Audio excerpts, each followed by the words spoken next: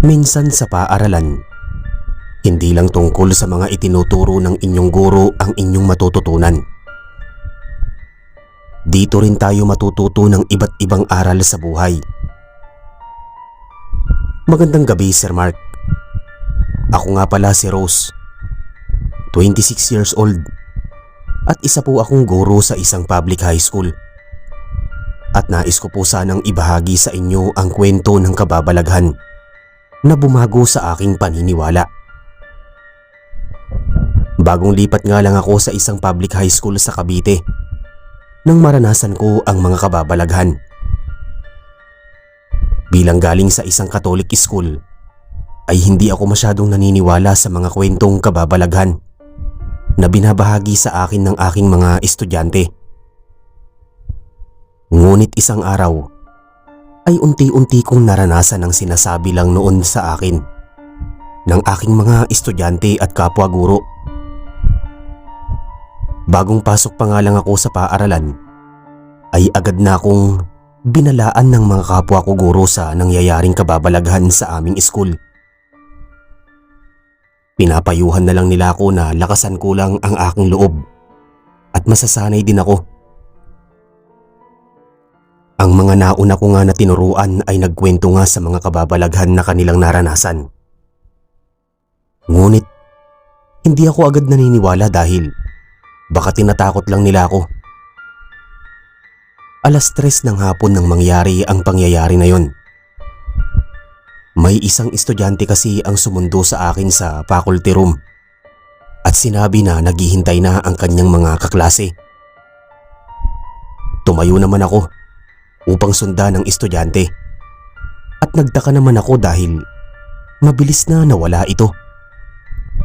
Ngunit naaninagan ko naman na pumasok ito sa classroom kung saan ako magtuturo. Nagkibit balikat na lang ako at nagpatuloy sa paglalakad patungo sa classroom. Nasa pintuan pa lang ako nang may napansin ng isa kong estudyante. "Ma'am, sino po ang kasama ninyong bata?" Wika ng isa sa aking mga estudyante at may itinuturo pa ito sa aking tabi. Napalingon naman ako sa aking paligid. Ngunit wala naman akong ibang kasama nang pumasok sa kanilang classroom. Halos tumaas nga ang balahibo ko dahil sa sinabi nito. Hindi ko naman pinansin ang pagbigat ng aking pakiramdam at nagpatuloy sa pagtuturo. Pero hindi ko maiwasan na makaramdam ng kakaiba. Bigla na lang kasi na may kakalabog sa bandang likuran ng classroom. Kahit malayo naman doon ang aking mga estudyante. Noong una ay mahina lang ang mga kalampag hanggang sa lumakas ito ng malakas. Hindi naman ako makapag-focus sa pagtuturo dahil sa aking naririnig. Papansinin ko na sana ang kalabog na aking narinig nang biglang magsalita ang isa kong estudyante. "Huwag niyo na lang po yun pansinin, ma'am. Baka gambalain pa po kayo." Pagbababala nito, wala naman akong nagawa kundi magpatuloy sa pagtuturo at hindi ko maiwasan na matakot.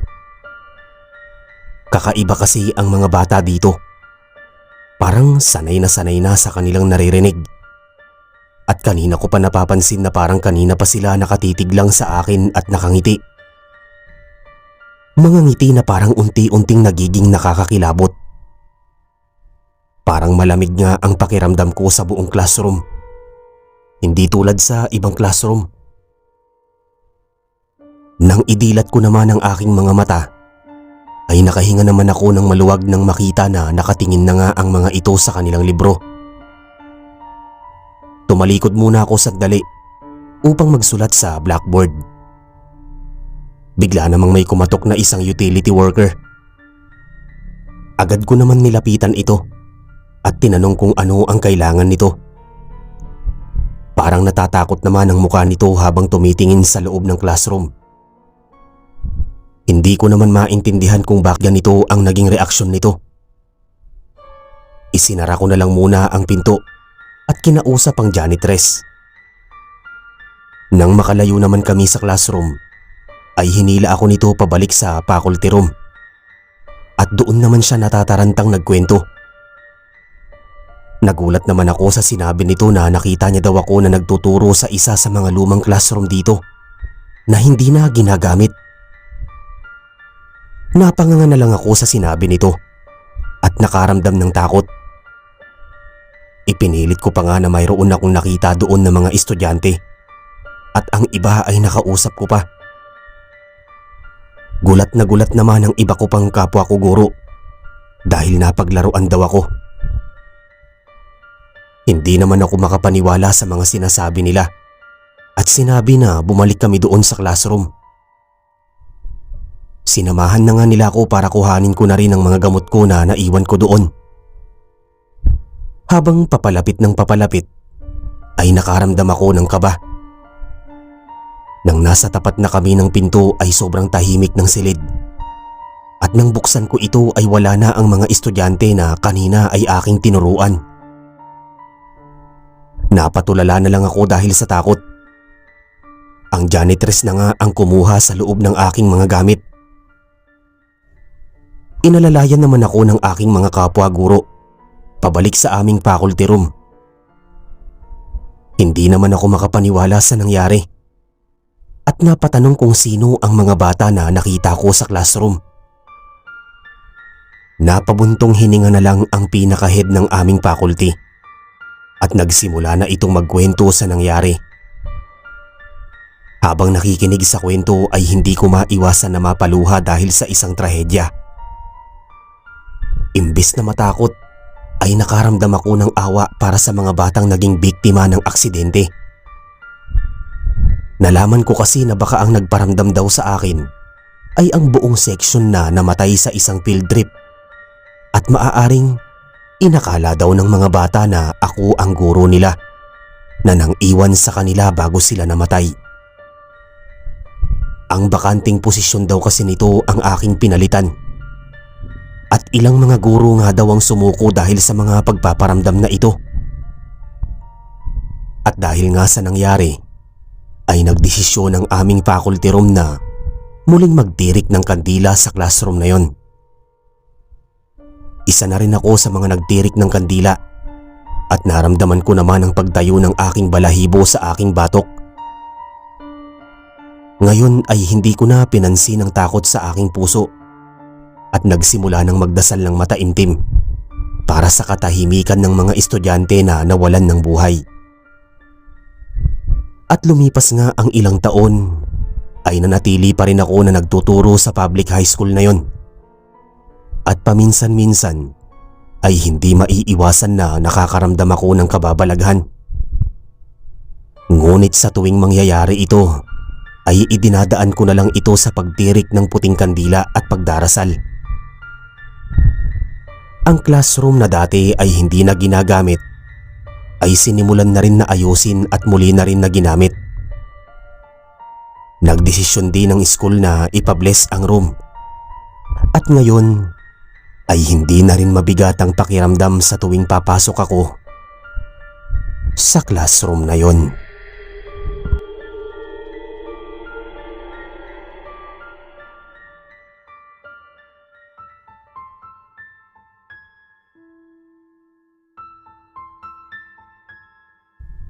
Paano kung bukas ang iyong third eye? Marami ang nagsasabi na ang pagkakaroon ng third eye ay isang gift na kakayahan na mayroon ng isang tao. Ngunit para sa iba ay maaari itong maging sumpa na nais nilang takasan.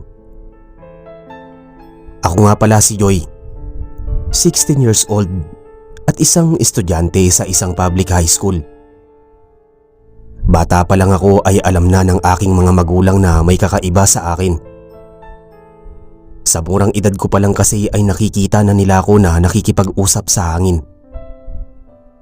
May pagkakataon pa nga na dinala nila ako sa doktor ng pag-iisip upang alamin kung may problema ako sa pag-iisip. Pero lumabas naman na normal at wala akong problema sa aking pag-iisip. Ngunit nagpatuloy pa rin ang mga ganitong pangyayari. Kaya naisipan nila na ilapit ako sa isang albularyo. At doon ay napag-alaman nila na bukas ang aking third eye. At ang mga nakakausap ko raw ay ang mga namayapa na hindi nakikita ng ating mga mata. Ngunit ang mga binayayaan ng third eye ang may kakayahan na makakita ng mga multo. At dahil nga sa takot para sa aking kapakanan, ay nagdesisyon sila na ipasara ito. Matagumpay naman nga nila na naipasara ang aking third eye. Ngunit hindi ko inaasahan na muli itong magbubukas. At nangyari ito kailan lang. Nangyari ito ng unang beses sa aming paaralan. Tanghaling tapat pa mismo nang may makita ako ng isang batang lalaki na nakaupo sa hagdan habang nakayuko sa kanyang braso.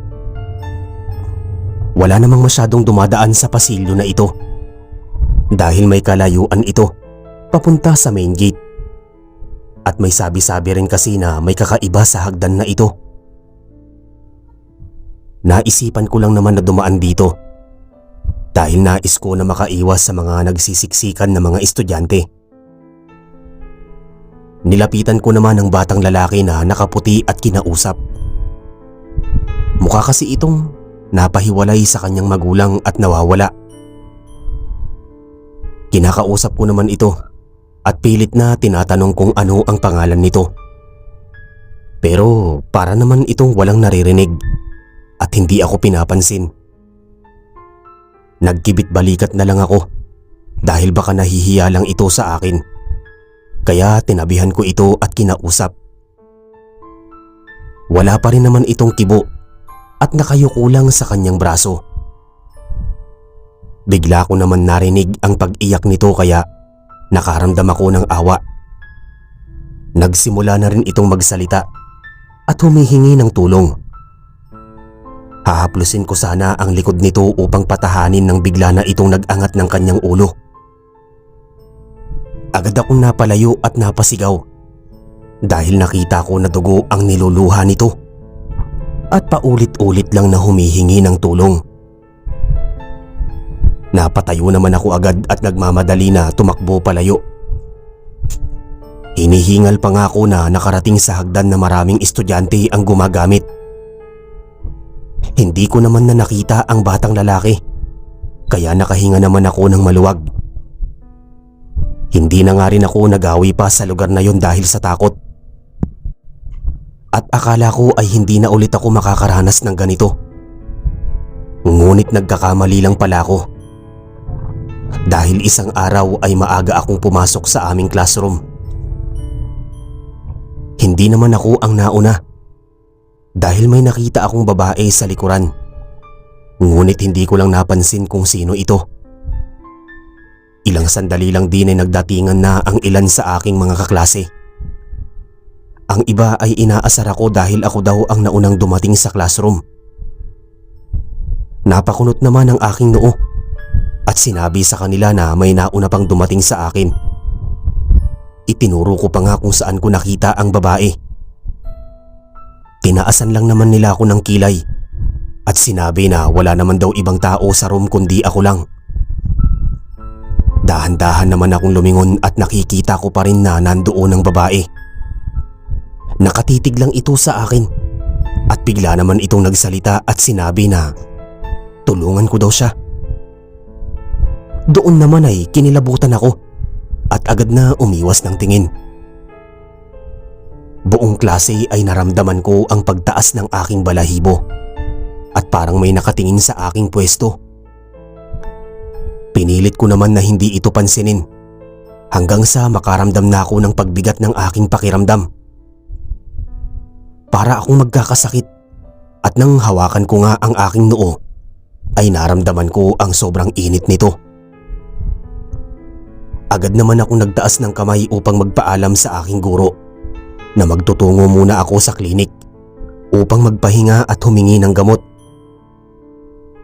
Agad naman itong pumayag nang malaman na nilalagnat na ako. Kanina naman ay hindi masama ang pakiramdam ko at bigla na lang bumigat ang aking pakiramdam. Nais ko na rin talaga na umalis ng classroom dahil hindi pa rin nawawala doon ang babae na kaparehas ng aming uniform. Hindi ko naman masabi kila mama at sa mga kaibigan ko ang aking mga nakikita dahil baka walang maniwala sa akin. Ayaw ko naman isipin nila na nagsisinungaling ako at nagdadahilan lang para makatakas sa pag-aaral. Sobrang bigat na talaga ng aking pakiramdam at nang nakarating naman ako sa klinik ay agad akong sinalubong ng nurse. Wala namang ibang tao sa loob kundi ang nurse lang. Pero hindi naman ito pamilyar sa akin dahil hindi naman ito ang aming school nurse. Hindi ko na lang ito pinansin dahil baka bago lang ito sa aming school. Hindi naman ito nagsasalita at itinuro lang sa akin kung saang bed ako mahihiga. Agad naman akong nagtungo sa tinuro nito at agad na nahiga upang makapagpahinga. Nagkumot na nga lang din ako dahil nakaramdam ako ng panlalamig. Ilang sandali lang ay narinig ko ang pagbukas ng pinto ng klinik. Idinilat ko naman ang aking mga mata at nakita na bagong dating lang ang aming school nurse. Nagulat pa nga ito nang makita na nakahiga na ako sa bed. Sinabi ko naman dito na inasikaso na ako ng bagong nurse. Napatawa naman ito at sinabi na palabiro daw ako. Napakunot naman ang noo ko dahil nagsasabi lang naman ako ng katotohanan. Sinabi rin nito na wala naman daw ibang nurse dito sa school, kundi siya lang. Napalunok naman ako at nakaramdam ng takot. Hindi ako maaaring magkamali dahil nakita ko pa nga ang name tag ng nurse na ito. Binanggit ko pa nga ang pangalan na nakita ko sa name tag nito. Napatigil at nagulat ang aming campus nurse nang marinig ang aking sinabi. Nakahinga naman ako ng maluwag dahil halata sa mukha nito na kilala niya ang nurse na yon. Napaupo na lang ito at gulat na gulat pa rin nang marinig ang pangalan na aking binanggit. Bigla naman itong nagalit at sinabi na malabo ko raw na makita ang nurse na yon dahil matagal na raw itong patay. Para naman akong binuhusan ng tubig na malamig sa katawan. Nakaramdam ako ng takot sa aking mga nakikita. Natahimik na lang kaming dalawa at parehong hindi makapaniwala dahil nga hindi pa rin bumababa ang aking lagnat at nagdesisyon ito na pauwiin na muna ako upang sa bahay makapagpahinga. Agad naman akong umuwi sa aming bahay at nagulat pa nga si mama dahil sa bigla kong pagsulpot. Nang nasa kwarto na ako kasama si mama ay hindi ko napigilan na banggitin ng mga kakaibang nangyayari at aking mga nakikita. Halata naman dito ang gulat at pagkataranta sa pagtatanong. At doon nga, nalaman ko na ang mga nakita ko ay mga namayapa na. Nakikita ko ang mga ito dahil maaari daw na nagbukas ulit ang aking third eye. Unti-unti ko naman nang nauunawaan ang mga nangyayari. Nais niya pa sana akong dalhin sa albularyo upang muli na ipasara ang aking third eye. Ngunit tumanggi naman ako at sinabi na hindi ko nais na isara ang aking third eye. Nais kong magamit ang kakayahan upang nakausap ang namayapa kong kaibigan. At nang tanggapin ko nga ang regalo na ito, ay unti-unti na ring nawala ang aking lagnat. Doon nga ay nagsimula na akong makakita ng mga bagay na hindi nakikita ng ibang tao.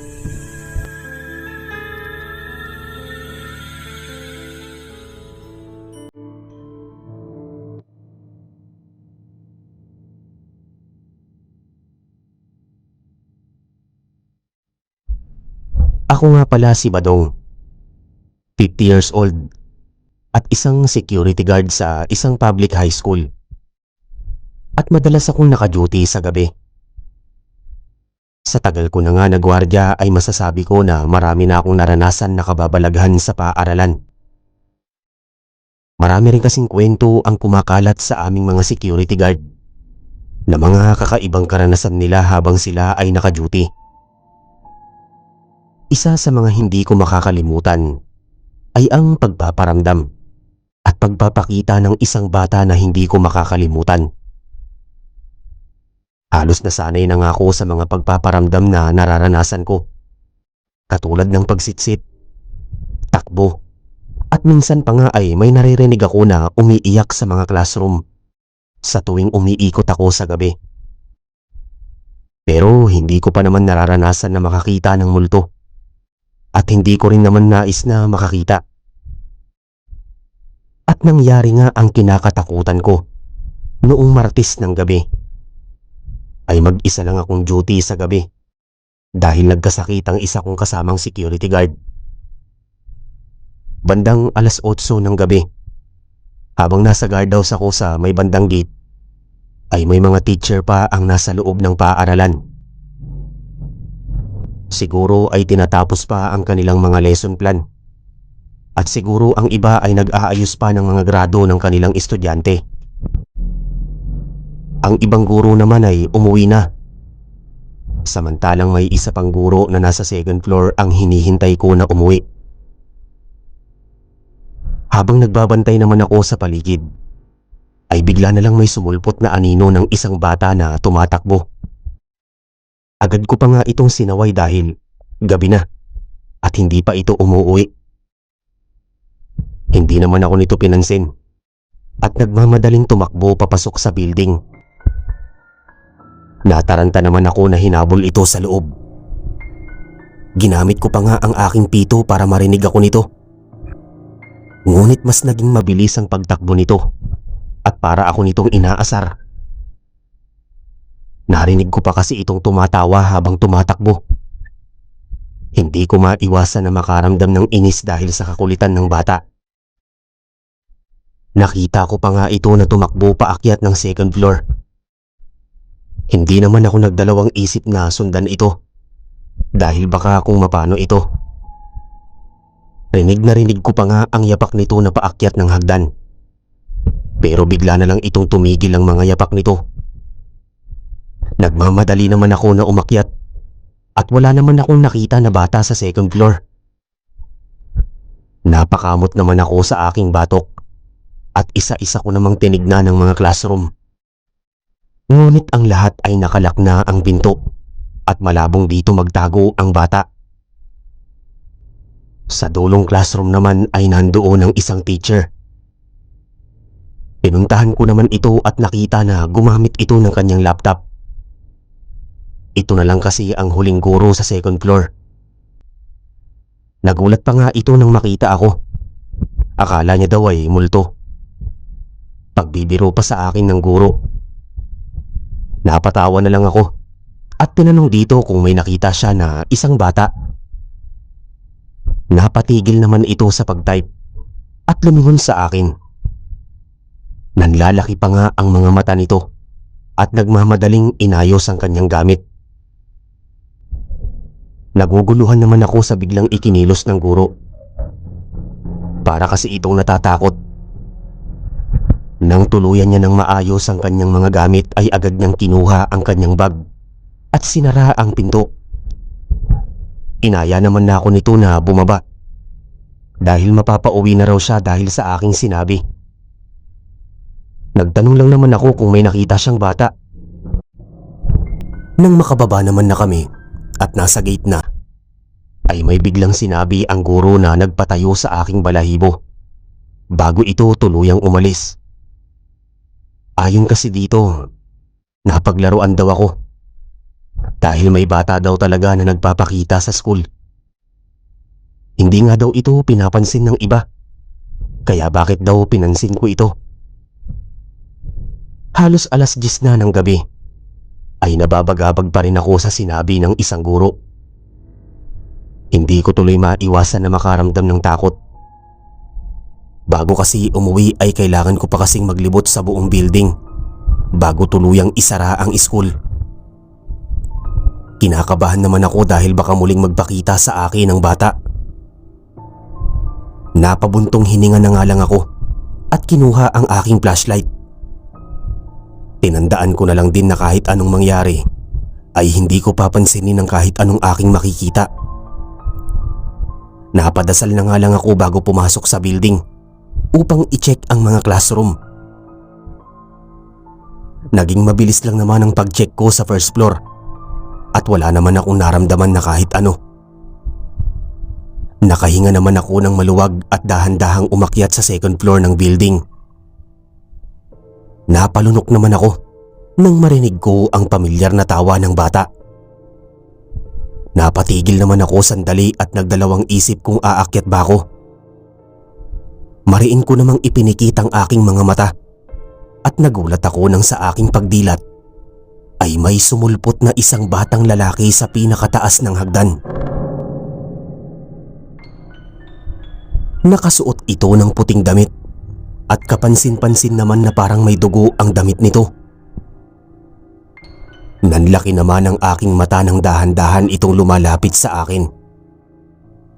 Ang mga ngiti nito ay kakaiba at nakakakilabot. Para naman akong natuod sa aking pwesto at hindi makagalaw. Nararamdaman ko na nga ang panginginig ng aking tuhod dahil sa takot.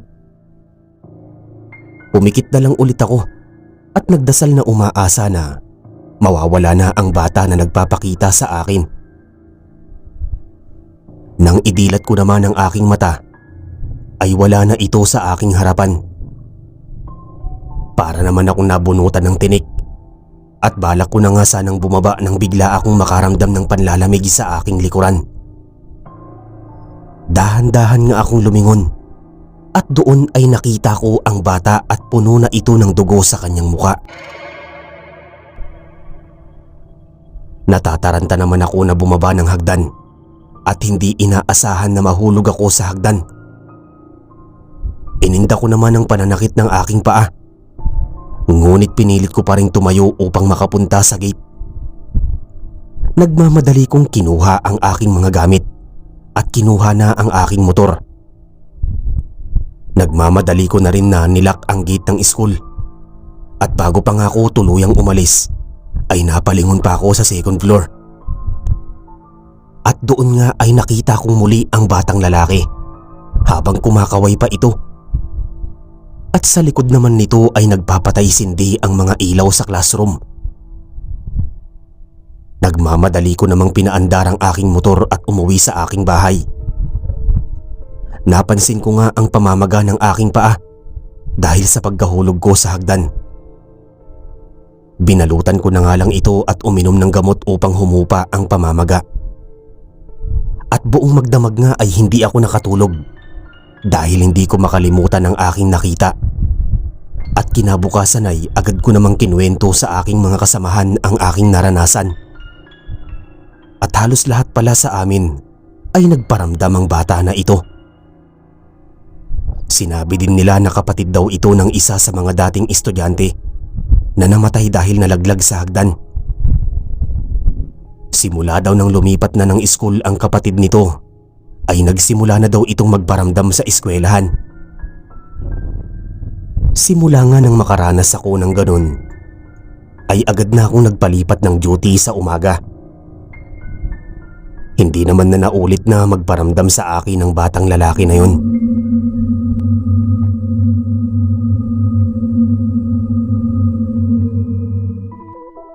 Maraming salamat po sa pakikinig ng kwento natin para sa araw na ito. Iniimbitahan ko po kayong mag-subscribe sa side channel natin na Pagsapit ng Gabi Horror Stories. Dito ko po ilalapag ang mga fiction horror stories na isinulat ng mga magagaling nating mga writers. Ilalagay ko po ang link sa comment section. Pindutin nyo lang at sana makapag-subscribe po kayo. Muli po, Pagsapit ng Gabi Horror Stories. Sa mga hindi pa nakasubscribe dito sa Sandatang Pinoy, mag-subscribe na po kayo at pindutin ang notification bell. Muli po, ako po si Mark. Maraming salamat po sa inyong lahat.